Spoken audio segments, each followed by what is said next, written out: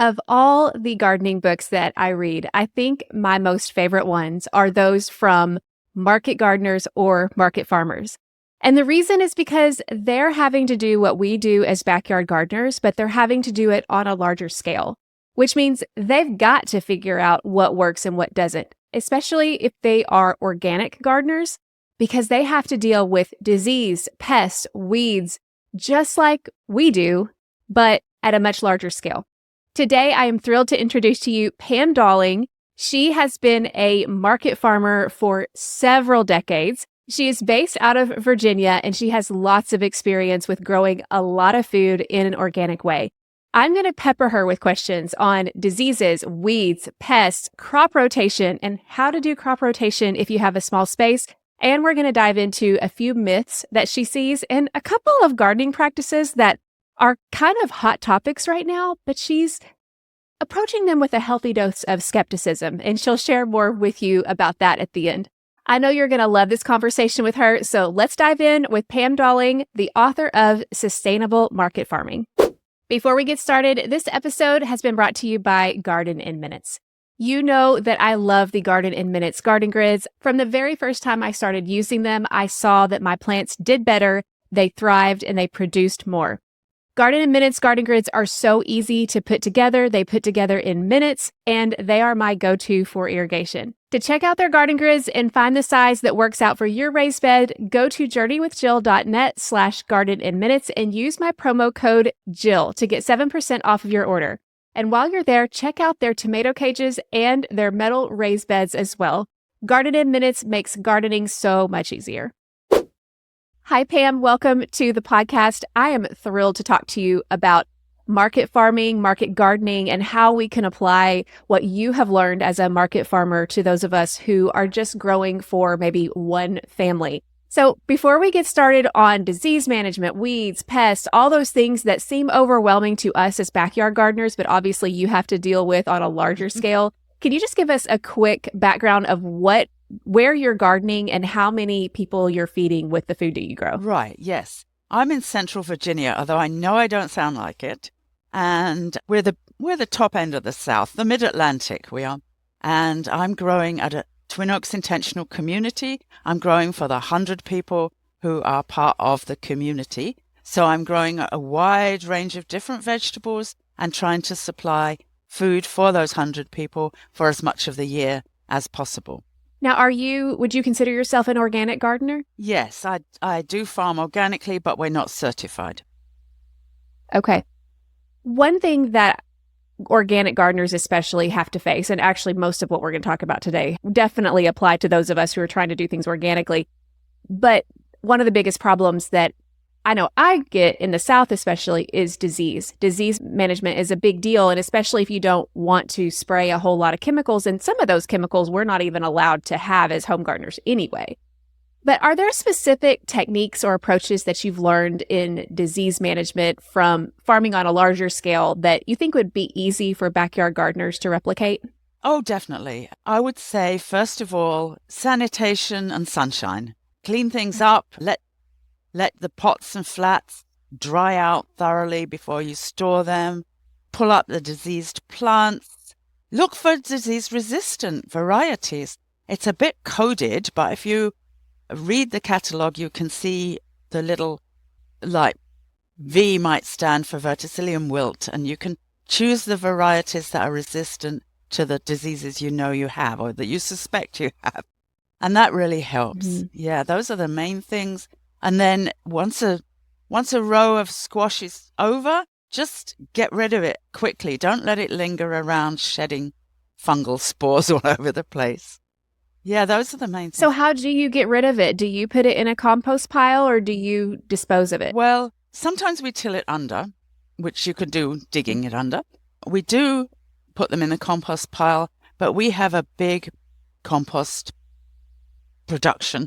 And I know the compost gets really hot. So if you can make good hot compost, that is great. If you can't, what I did one time when we had something that seemed really awful was we put the material in black plastic bags and kind of cooked them on the driveway and ran over them with a car.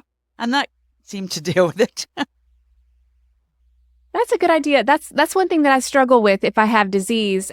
I don't want to have any waste, especially with my organic matter. So I really struggle because I don't think my compost is not hot, but I struggle with just tossing it in the trash because I'm like, this is organic matter. But are there any diseases that you feel like are going to be there no matter what you do, or that aren't necessarily a problem from one season or the other? Basically, are there ways to cut corners with this, or are you pretty specific about making sure that you have those good sanitation practices? We do pay attention to the sanitation practices. That basic. Do we cut corners? Yeah, sometimes I'm sure we do. We don't always clear everything, the crops up as soon as they're finished. Yeah. Yeah. I guess in my mind, I'm thinking early blight, septoria leaf spot. Those are very common here in the South. Yeah. And I have tried most everything everybody's told me to do, and I still get it. So part of me is like, what's the point? That's kind of what I'm thinking. I don't know. What would you have to say to that? We had big trouble with septoria leaf blight, and we were growing a lot of paste tomatoes. And so what I did was I selected for disease resistance, and I saved seed. And it sounds a bit complicated, but really it's not that difficult. And after just a few years, I really noticed a difference. So if you can, you have to pay attention to the isolation. With tomatoes, it's not very far apart. I've forgotten the number, but you have to make sure that you're not growing a row of mixed varieties. Otherwise, the seed will be all mixed up. So it worked for our paste tomatoes because we were growing those in separate rows, and we got good isolation. So you were choosing an heirloom or an open pollinated variety that was known to have good disease resistance, and then you started saving seeds from that. Yeah, we chose the ones which had the best. The plants, we tagged them with tape. Oh, okay. Flagging tape to mark the best resistant ones, and then we collected seed from just those plants. Okay, I have heard of that, and that sounds very logical. It sounds like that would be something for sure we could do. Would you share, is there any real world success story besides the one you just shared that where changing a specific practice helped significantly reduce disease pressure in your crops? Oh, yeah. Avoiding rain splashing or overhead irrigation, avoiding splashback. So if you can go over to drip irrigation, or if you can use some kind of mulch under your plants that will absorb the rain or the irrigation that falls on it, rather than splash it back up onto the leaves. That makes a lot of difference, yeah. So is that mostly for fungal diseases? Yeah, fungal diseases, yeah. Mm-hmm. Yeah. Okay. And what kind of mulch do you prefer? Everybody's going to ask that. What if you talk about mulch? What we prefer is what we've got, which is hay of second quality. We grow hay for our cows, and the bales that turn out not so good, we get to use to mulch around our plants. It does contain weed seeds, which is not ideal. Straw would be nicer, but no one in our area grows grain, so there isn't any straw to be had. I love that answer. We use what we've got because many of us, we have fallen leaves. Yes. We have a lumber mill close, so we have bark. But all the hay that I can get is contaminated. And I learned that the hard way. So if you have hay, that doesn't have the herbicide, then I'm glad you mentioned that'd be a great choice. That's a good warning. Yeah, we grow our own, so it's not an issue. Right. Yes. Don't buy in hay that you don't know about. Yes, I learned that the hard way. But we have straw. Straw is pretty easy to get too. Now, disease is one issue that I think a lot of gardeners aren't really aware of if they're new. That might be a problem. But also, weeds is something pretty much all gardeners know is going to be a problem. Yeah. So, what are your top practical strategies to cut down on weeds without using chemicals? Trying to get the weeds before they flower, like hoeing, and when you get nice, breezy, sunny, dry weather, especially the mornings, go out and hoe some small weeds, and that will reduce the number of weeds that grow.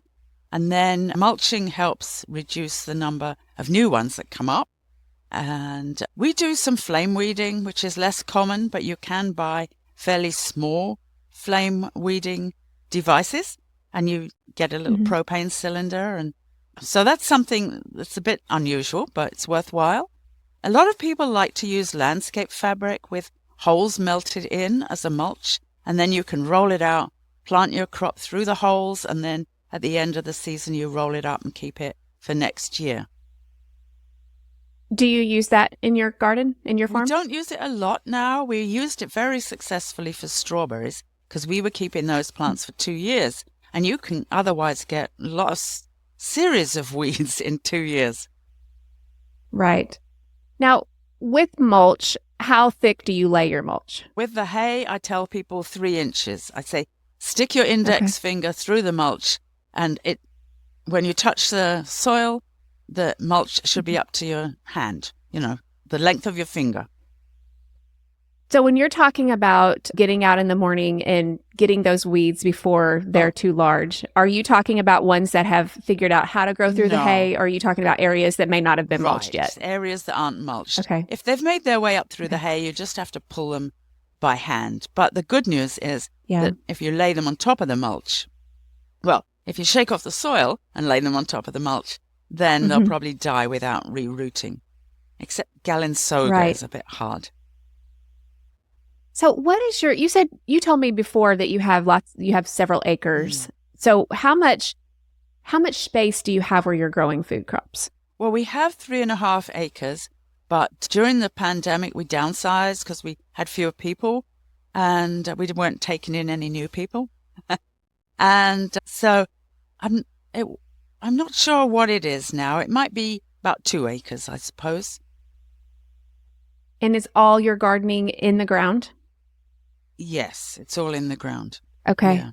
Okay. Because I'm picturing a lot of potential weeding unless that whole area is covered with hay. Do you have enough hay to do that? We used to use 100 big round bales a year, and that was an awful lot. We cut back on that because we were worried about the balance of nutrients in the soil, that we were building up too much phosphorus, I think it was, and potassium. Okay. So what would you say to gardeners who either, they're in a smaller space than you are, obviously, or they're gardening in raised beds, but they still feel like they are spending too much time weeding? What is a realistic schedule for managing weeds efficiently? I wish I knew. We haven't got to that point. There's a writer, Ben Hartman, The Lean Farm, and he writes about making sure you can get around the whole. He has a small farm, but the whole garden once a week. And that would be a nice schedule to be on, but I'm not there. I think that I tried that one time, and it was effective when I stayed on top of it, but just doing sections every day. Yeah. But that's a commitment for sure. I definitely prefer to prevent it if I can with mulch. Yes. The stale seed bed, where you prepare the seed bed when you beforehand, like a week before or 2 weeks before, and then you scuffle hoe it with what are they called? Stirrup hoe we use just before you're going to plant, and then you will have got rid of a whole extra load of weeds. Can you explain that process? I've heard the term stale. Yeah. Yeah. So you prepare the area as if you were going to plant it that day, and then if it doesn't rain, you water it, and then some weeds will come up, and then you hoe those off shallowly, so not to bring up any new weed seeds, just before you're going to plant, like the same day, or if necessary, the day before. And that means you'll have got rid of a lot of weeds, and your plants will be emerging, or if they're transplants, they'll be getting happy before any new ones come up, new weeds come up. Okay, that makes sense, because I know I haven't tilled in many years, but one of the things that I noticed with tilling, and I've heard this a lot, was that whenever you till, everything starts growing because all those weed seeds are coming to the top. So whether you till or whether you're preparing in another way, what you're saying is you basically clear it, but then you let those weed seeds sprout and then get rid of those when they're little. Exactly. And that helps. Yeah, that sounds really good. But that does require some preparation, for sure. Yes, but lots of gardening does. Yes. Okay, let's move on to pests, because I know that that's something that, as an organic gardener, that's hard to deal with sometimes, especially when we don't want to spray a whole lot on our gardens, but yet we still, I mean, you're growing for food, so you don't also want to have a lot of food that just goes to waste or gets eaten. What are some of your favorite organic methods for preventing pests from becoming a serious issue? Well, we do use netting, insect netting. Protect Net is the one we use. It's becoming more widely available in smaller sizes, but you can buy a bigger piece together with some other gardeners and cut it and share it. It doesn't unravel. So it's very nice and easy to use. You do have to make sure that the mesh size you buy works for the insect that you're trying to keep out. Like if it's flea beetles, you need a very small mesh. And if it's squash bugs, then a bigger mesh will work fine. So what I'm hearing you say is you're probably buying a large piece of fabric. 300-foot roll. But I think you can buy it from Johnny's on smaller pieces, or Purple Mountain Organics. They're in Maryland. Yeah. Yeah, I bought mine from Amazon, and it's worked really well. Definitely better than Tulle. Someone had suggested Tulle, and that did not last more than a half a season. Right. But one thing I noticed just yesterday with the insect netting is it's lasted several years, but it has gotten a few little holes in it. And I'm trying to protect from cabbage worms, and I know how persistent that moth is. And I'm like, I just took it off because I was like, this is not doing any good if there's one little hole in it. Well, safety pins, binder clips. Okay. Sewing. Oh, that's not a bad idea. Sewing. You can sew up the holes. It depends how many there are. But yeah. It wasn't that many. We have some netting with lots of binder clips on it. Yeah. I love that. I love that idea. I just thought, I just took it off because I thought there's no point, but maybe I should return it. One thing I've noticed in my garden is that the cabbage worms are not as bad in the spring as they are in the fall crops. And I don't know, have you experienced that, or is that kind of dependent on your location? It probably does depend on location. We don't actually get so much trouble from the cabbage moths because we've got good wasp coverage. We have a lot of wasps. Okay. And they fly in and they haul off the caterpillars. So if you can endure the wasps and don't get out the cans of wasp killer pesticide, but just welcome them as helpers, that's good. But I have noticed the thing you said about the pests being worse in the fall is harlequin bugs. We get much worse trouble in the fall with those. So what do you do about those? Well, we handpick if we have to, but we're also trying to keep the month of July as no visible brassicas, because the cabbage family are the things they like best. So we try to clear the spring crops before July, and we start to, and we won't, well, we do have the fall crops, but they're under the netting. So we don't have any exposed brassicas during July. And I'm not quite sure. It seems to help, but I haven't done scientific studies on it. Well, that makes sense because you probably have squash bugs, right? Yeah. In the East Coast. And I noticed that whenever I grew tromboncino squash or pumpkins or anything throughout the summer, my squash bugs were way worse. As compared to normally I grow squash and then the squash vine borer kills it by the end of June. And then I don't plant again until early August. And it seems like what you're saying, that July period of not having any squash makes it where the fall crop isn't as attacked as it was before. And I guess you're basically removing its food source, right? Yeah, which means it can't breed for a month. And so the numbers go down and Yeah, and that's just something I observed, not something really that anybody told me. But is this the way you're learning too? You're just observing, hey, this works, this doesn't? Yeah. Or is there, well, how do you get the information you do? I do read quite a bit and do research. Yeah. Some of it, yes. I mean, anything you try, you need to pay attention to see if it does work or doesn't. Yeah. Right. Do you use trap crops or anything else to be proactive with the pest issues in your garden? We don't use trap crops. I've thought about it, but I've never quite made it work. Yeah. Yeah, I was watching, I think it was a webinar from Johnny's, and they were talking about using trap crops, but it was if I'm not mistaken, it was like a whole row on the Oh, perimeter yeah. of these Yeah, crops. it's sort of like And a I'm like, fence I of don't know if the trap crop. yeah. Takes up a lot of I'm like, that's good for space. a maybe a larger, but I don't know that I could do that on a backyard scale Right. without giving up too much of my Yeah. food Yeah. space. Yeah. Yeah. What about backyard gardeners adapting maybe larger scale pest management practices? What are some larger scale things that you do on your farm that you think would be easy enough for us to adapt as home gardeners? Well, definitely the netting. That really helps. Okay. What else do we do? Well, when we get aphids in the hoop house, the aphids start multiplying before the ladybugs really wake up. And so we do use soap spray. And you can do that on a small scale. You need to do it.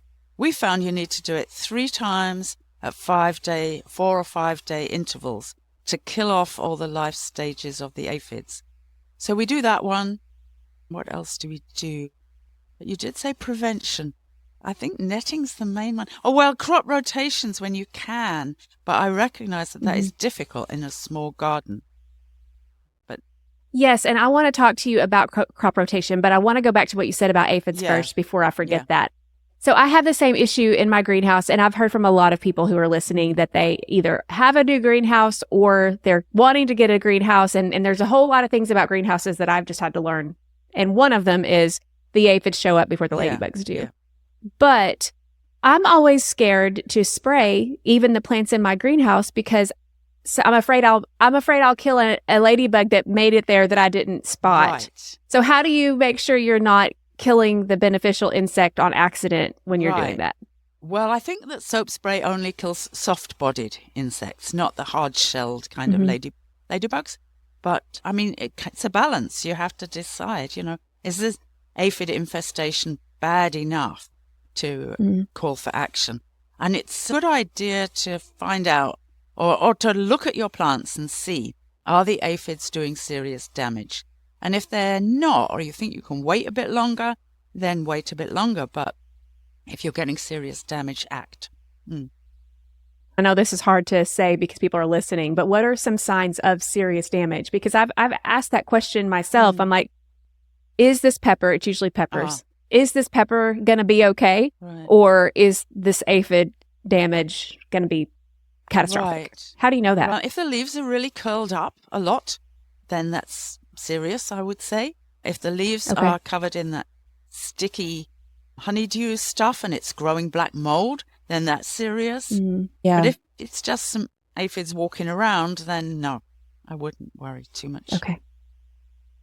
Yeah, that's kind of what I thought too. And I've only had the black mold issue actually with tomatoes in my garden, but eventually the syrphid flies showed up. But I do feel like it affected the plant a little bit. But yeah, it's like you said, it's such a balance. And sometimes it's hard to know, especially if you're a beginner and you don't have the experience to know, okay, this is really bad, or nah, it'll be fine. Right. Right. It's a judgment call. And and you need the experience. Invite your neighboring gardeners round to get their opinions if you're not sure. Yeah. Yes, that's true. I just was on a Zoom call yesterday with someone and she was showing me pictures of her plants. And I'm like, that one will be just fine. Yeah. That one is too far gone, and it's something you get with experience. You can send the pictures and yeah, that's great. Okay. So let's go to crop rotation because this is a big subject, especially with beginners, because I feel like we are hearing, especially on Pinterest and online, like crop rotation is so important. But for those with just 2 raised beds, how do you even do that, especially when half of it is tomatoes?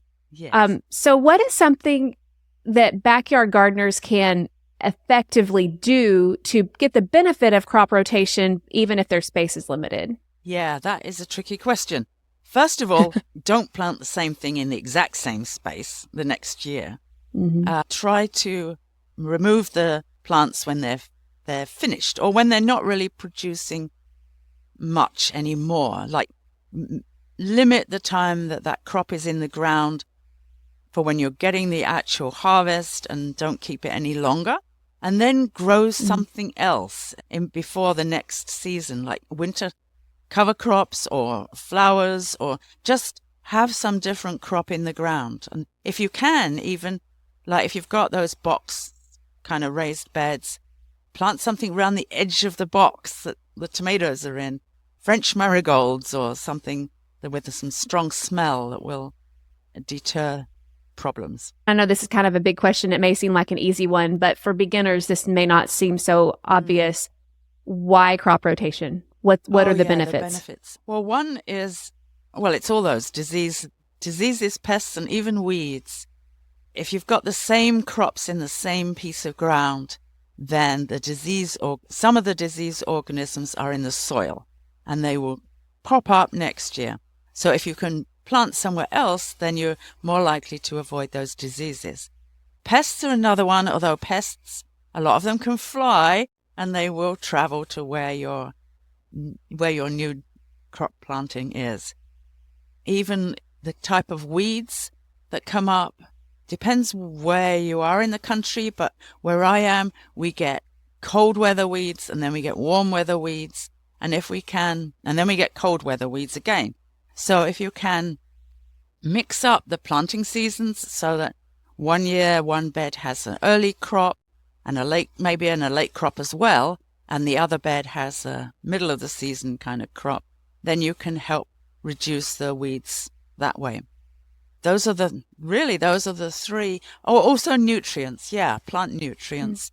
The plants take the nutrients they need from the soil, and if you plant the same thing over and over and over and over, it will really deplete the soil of particular nutrients. So doing soil tests is a good idea. Yeah, I agree with you on the pest thing because it doesn't matter where I plant my squash, the squash bugs are going to find it. Yes. It can be 100 feet away. Yeah. But the disease, for sure, the nutrients, I hadn't thought about the weeds. I hadn't heard that before. Yeah. Okay, so what about crop combinations? Like, what are your favorite crop combinations that, like, do you have an order that you rotate that, like, one crop would be good behind another crop? I know that there's research on this because I've seen it on a larger scale, and maybe you have done some tests to determine, okay, this crop does really well if it's planted behind this, or it doesn't do well if it's planted behind or after this. Do you have any that stand out to you? Not so much. I think that we just try to not put crops from the same crop family, like the cabbages and broccoli. We don't put cabbages after broccoli, that sort of thing. It's kind of obvious to most people that have been gardening for a little while. I don't know, really. We do have, for our row crops, we do have a fixed 10-year rotation. I mean, 3 of the years are sweet corn because we like it so much. 2 of the years are potatoes and 1's tomatoes. Yeah. But we do have a planned rotation for that. But for our intensive raised bed area, we don't have a planned rotation. We just sit down and we do plan ahead of time. We don't just plop the next thing in, but we do look at what was here last year, what was here the year before. Let's try and avoid those this year. And we do it in an ad hoc kind of way. Yeah, so I don't have any fixed ideas to help you on that one.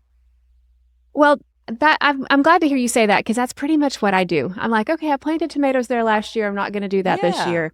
And I mean, to me, like adding organic matter and compost has been sufficient along with that rather than like, okay, what's the best like 4-year planned rotation? Like I know farmers benefit from that. I get that. But from a small space, it's kind of hard to do that. Absolutely. Yeah. I'm glad you mentioned compost because I think it's really helpful that it has ingredients in it that help plants resist diseases and maybe even pests. I don't know about that. From what I've heard, you could probably say like the stronger that the plant is, the more resilient it's going to be to pest damage. Yeah. I mean, and that would be a reflection of the soil health, right? Yeah, yeah. And how do you make sure your soil is healthy? Do you use compost? Do you use a lot of cover crops? What do you do? All of the above. We do a soil test usually in October, and then we do winter cover crops where we don't have a winter food crop growing. We use a lot of compost. We use the organic mulches that I mentioned. We do some summer cover crops. Whenever we just try and keep some plants growing all the time in the ground. Do you add any fertilizer? We don't buy in any fertilizer. We just use the compost and the cover crops and the mulches, the organic mulches. I love to hear that because I think beginners, and maybe this goes back to just how our mom or my mom gardened and how our parents gardened. It was all about how much fertilizer you add. Oh, And I think we have it in our mind that we have to add fertilizer. Right. But I love to hear that you're successful by using the practices that you're using. And I would say in my experience, when I'm not on top of cover crops, which I've done before, but I haven't been as intentional about the last few years, fertilizer has helped. Yeah. But if I were doing what you're doing, you've got your hot compost and you've got your cover crop and making sure that your soil is covered all the time. It sounds like it's serving you well without having to buy in anything extra. And we know from the soil tests that we have enough of something. We occasionally have needed boron. You have to add tiny, tiny amounts of that. And in the past, we used to need to add lime from about one, I don't know, occasionally, not every year. But the last 20 years, we haven't needed to add lime. Interesting. Okay, I want to finish up with some myths because I'm sure we home gardeners, I think, pass along certain things that we've heard, but you have experience on a larger scale. What is something you've learned from personal experience as a farmer that contradicts traditional wisdom or maybe some popular gardening advice that you've heard? Right. Yes. I'm a bit suspicious of much of the information, opinions that are out there about companion planting. I don't plant things that close to each other, like in the same bed, unless it's serving a visible purpose. Like we sow our snap peas in the middle of a bed of overwintered spinach. And we've had row cover over the spinach in the winter, so the soil is warmer than outdoors. And we just open up the row cover and sow the peas and then close the row cover again. And that helps. That kind of interplanting does help. It helps the peas get established. It saves us from, like you said, you don't want to till all the time. It reduces the amount of tilling and the turning over of the soil, which reduces the amount of weeds. And then when it's warm enough that the spinach doesn't want to have the row cover, then we take the row cover somewhere else and we stake the peas. And that works very well. But there are other ones like, I don't know, carrots love tomatoes. I'm not sure about that. I don't know that they do. Yeah. So I'm skeptical about those things. I am the same way. I'm skeptical, but I have been trying different things. And I think carrots and tomatoes do just fine together, but do they love them? Like, are they better because they're there? I haven't necessarily seen that. Yeah, exactly. Yeah. Yeah. Is there anything that's widely promoted in gardening circles that you think that home gardeners should approach with caution? And I say this as more like companion planting, we're skeptical about it, but it's not necessarily something that could be harmful necessarily. But is there something that we should be aware of that we should be careful about? I do wonder about biochar, mostly from the climate change, the global warming kind of thing. People that are producing their own biochar are having these big things burning in their yards in order to make the charcoal. And I don't know how much help it really is and what the net result is. So I'm suspicious. I wouldn't do that. There are other things where you're called upon to add microorganisms in one way or another, like Korean farming, where you sort of brew something up. I don't think that adding microorganisms in that way is really helpful. I think that your plants and your soil will work out what they need, and the ones that are going to survive are the ones that are doing something useful. And the other ones, you're just kind of spinning your wheels at best and wasting time and money. Yeah. So those things. From what I'm hearing you say, just it's like really consider it. Is this really worth the effort that I'm putting into it? Yes. You might do better doing a bit more hoeing or watering or something. Yeah. Well, I know when I was a beginning gardener, I was interested in compost tea, but not the official, because actual compost tea, you have to have an aerator and all this stuff. But I was just adding water to banana peels and stuff and thinking, wow, this is the magic bullet. And then now people ask me, do I do compost tea? And I'm like, no, I just add compost. Yeah. I Because I don't have time to do think this. it's better to add compost than making it into a tea. Mm. Yeah. I just wonder if we, in the hunt for the next best thing, if we're just spinning our wheels to some degree, when just maybe simpler is better in some ways. Simpler, yeah. Get the fundamentals right, yeah. You said that you told me before that you talk to a lot of new gardeners. Are there any common misconceptions or myths about organic gardening that you've noticed among new gardeners? New people are really reluctant to kill pest bugs, and they say that organic gardening shouldn't include killing, but I think that is unrealistic. I hear people are hesitant to handpick, but I heard you yeah. talking about handpicking being important. Yeah. Yeah. That's what I found too. Like, I'm not going to spray the Japanese beetle, but I'm going to go get some soapy water and, cut it, take it off my plant. Yeah, drop it in the soap. Yes. Okay, so let me just finish up with this. Your book is called Sustainable Market Farming. Is that right? And it's called Second Edition. The new one is the second edition. Okay, so a brand new iteration of Sustainable Market Farming. Now, the word market farming might sound to home gardeners like, okay, this is bigger scale. This may not apply to me. But from looking at your book, I feel like it absolutely would apply to home gardeners. What do you think that home backyard gardeners will get from your book that will help them become more successful? Well, there are precise details about for the different crops in that part of the book, like what sort of germination temperature they need. So you can get yourself a soil thermometer, or you can look at the temperature on your windowsill or whatever you're starting your crops and see, is this thing actually going to germinate at this temperature? And that will save a lot. And you can be doing that on the 3 plants scale or the 300 plants scale. So that's one thing. Yeah, there's a lot of precise details, like how deep, what temperature, how often to water, that sort of thing that applies whatever the scale is that you're growing at. And also the planning and organizing and the monitoring, making sure that you're looking at your plants. Those are applicable whatever the scale.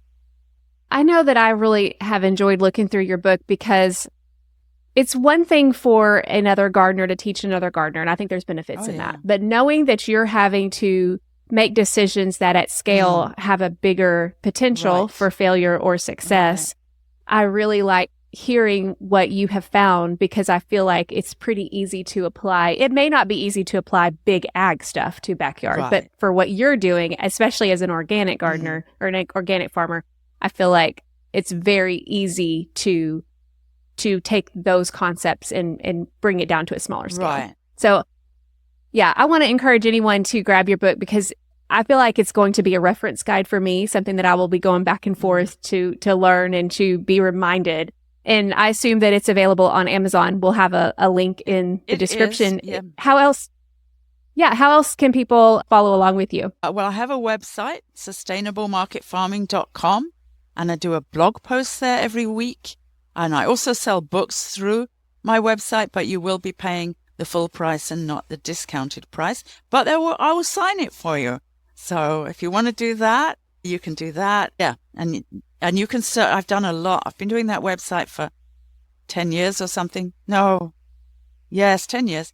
So there's a lot of information there. You can search for the topics you're interested in. And I've got a lot of links to other resources as well. That sounds great. Well, Pam, thank you so much for coming on the podcast today. I learned a lot, and I know those who listened did too. Thanks so much. Thank you, Jill. I hope you took as much from that conversation as I did. I know I do plan on going back and reviewing much of what she wrote in her book, Sustainable Market Farming. I think it'll be a fantastic resource.